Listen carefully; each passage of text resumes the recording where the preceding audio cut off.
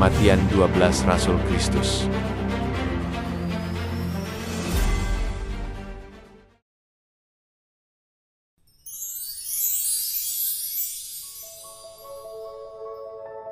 "12 orang pilihan terpilih, bukan orang kaya, bukan orang berkuasa, bahkan bukan orang yang dianggap penting di mata dunia.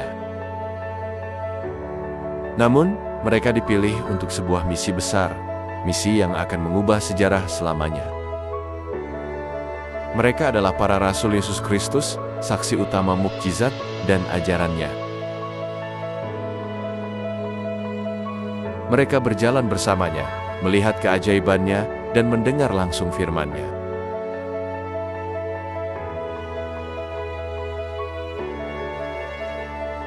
Namun, perjalanan iman mereka tidak berakhir dengan mudah. Sebagian besar dari mereka menghadapi penganiayaan, siksaan, dan akhirnya kematian yang tragis.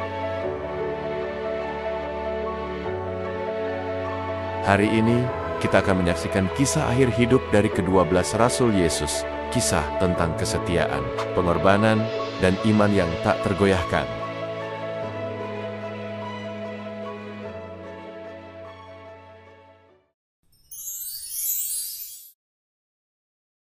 Satu, Petrus disalibkan terbalik di Roma.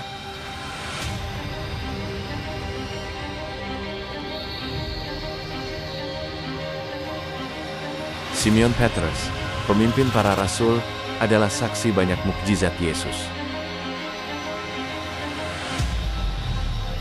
Ia adalah orang yang berani berjalan di atas air, tetapi juga yang menyangkal Yesus 3 kali.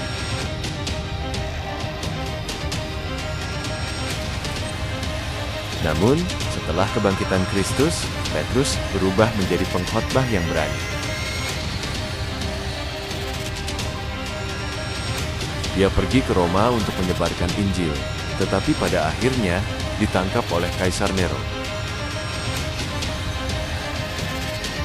Menurut tradisi gereja, Petrus meminta untuk disalibkan terbalik karena merasa tidak layak mati dengan cara yang sama seperti Yesus. Ia wafat sebagai martir, tetap teguh dalam imannya hingga akhir.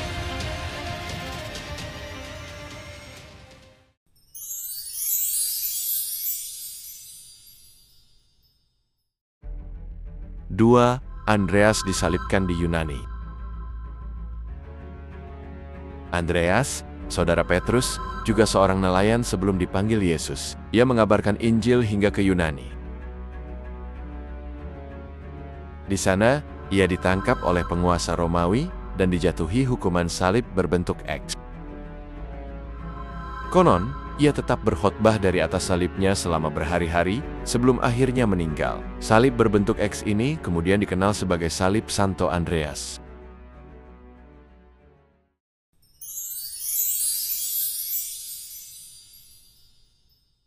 Ketiga, Yakobus anak Zebedeus dipenggal di Yerusalem.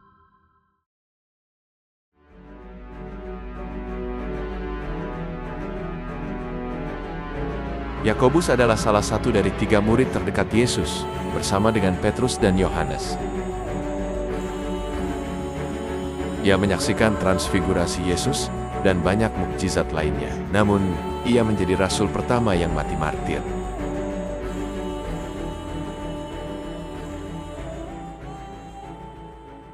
Pada tahun 44 Masehi, Raja Herodes Agripa I memerintahkan pemenggalan kepalanya di Yerusalem. Menurut tradisi, algojo yang akan mengeksekusinya begitu tergerak oleh iman Yakobus, sehingga ia pun bertobat dan mati bersama Yakobus.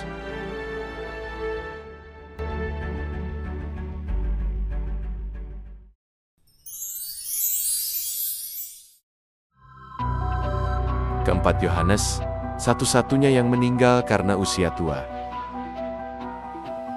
Yohanes, saudara Yakobus, adalah rasul yang dikenal dengan kasihnya. Ia adalah satu-satunya yang tidak meninggalkan Yesus saat penyaliban dan dipercayakan untuk merawat Maria, ibu Yesus.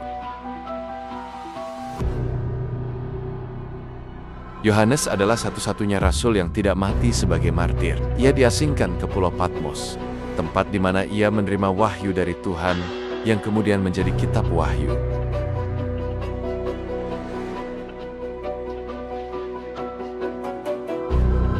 Setelah dibebaskan, ia menghabiskan sisa hidupnya di Efesus dan meninggal dalam usia tua.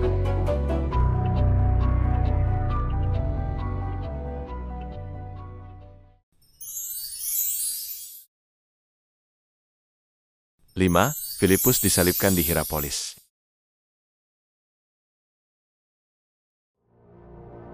Filipus adalah rasul yang membawa Nathanael kepada Yesus. Ia memberitakan Injil hingga ke Asia Kecil, dan akhirnya tiba di Hierapolis, Frigia. Di sana, ia ditangkap dan disalibkan karena imannya.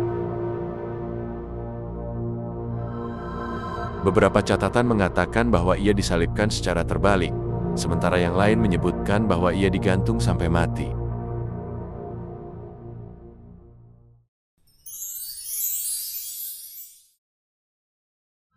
Enam, Bartolomeus Nathanael dikuliti hidup-hidup di Armenia. Bartolomeus, juga dikenal sebagai Nathanael, adalah rasul yang dikenal karena ketulusannya. Ia pergi hingga ke Armenia untuk memberitakan Injil. Namun, di sana ia mengalami salah satu kematian paling mengerikan. Ia dikuliti hidup-hidup sebelum akhirnya dipenggal. Meski begitu, ia tetap setia pada imannya sampai akhir.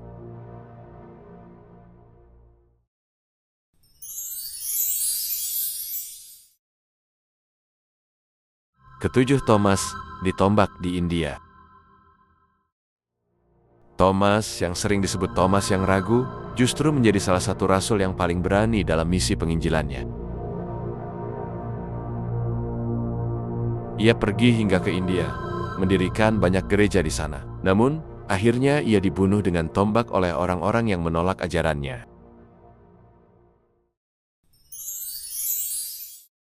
8. Matius dibunuh di Ethiopia. Matius, mantan pemungut cukai yang menjadi penulis Injil, menyebarkan Injil hingga ke Ethiopia. Di sana, ia dibunuh dengan cara yang tidak pasti. Ada yang mengatakan dengan pedang, ada juga yang menyebutkan dengan tombak.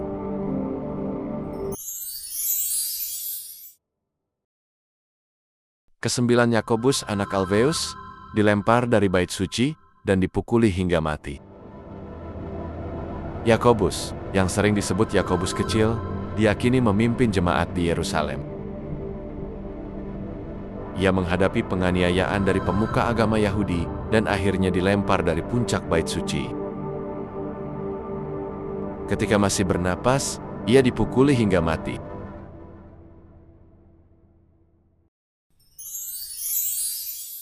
Kesepuluh, Tadeus atau Yudas, anak Yakobus, dibunuh di Persia.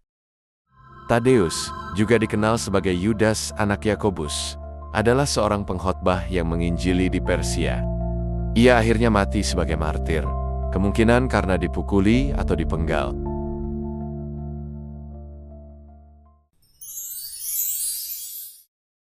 Ke-11, Simon, orang Zelot, dipotong dua di Persia. Simon yang disebut Zelot karena semangatnya, juga menyebarkan Injil hingga ke Persia. Menurut beberapa sumber, ia dipotong dua atau disalibkan di sana.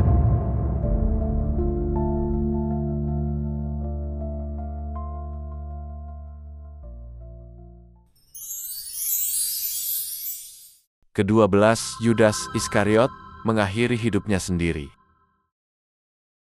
Berbeda dari rasul lainnya, Yudas Iskariot tidak mati karena penganiayaan. Setelah mengkhianati Yesus, ia dipenuhi rasa bersalah yang mendalam. Ia akhirnya memilih untuk menggantung dirinya sendiri. Akhir tragis bagi seorang yang telah berjalan begitu dekat dengan Sang Juru Selamat.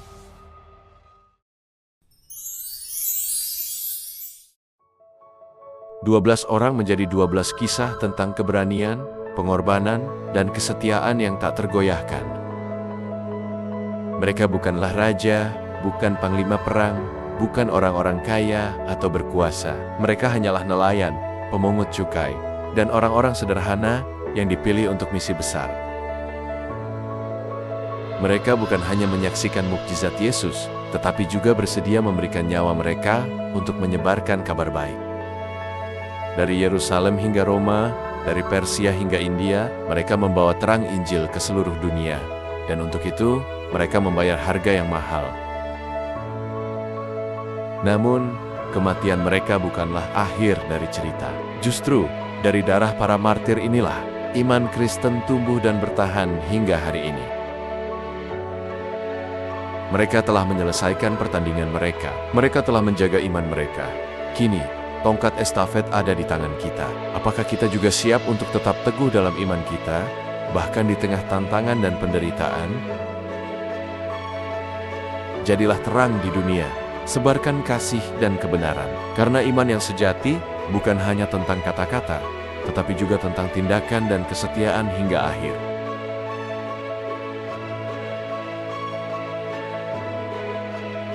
Terima kasih sudah mengikuti video ini. Sampai jumpa di video berikutnya. Tuhan memberkati.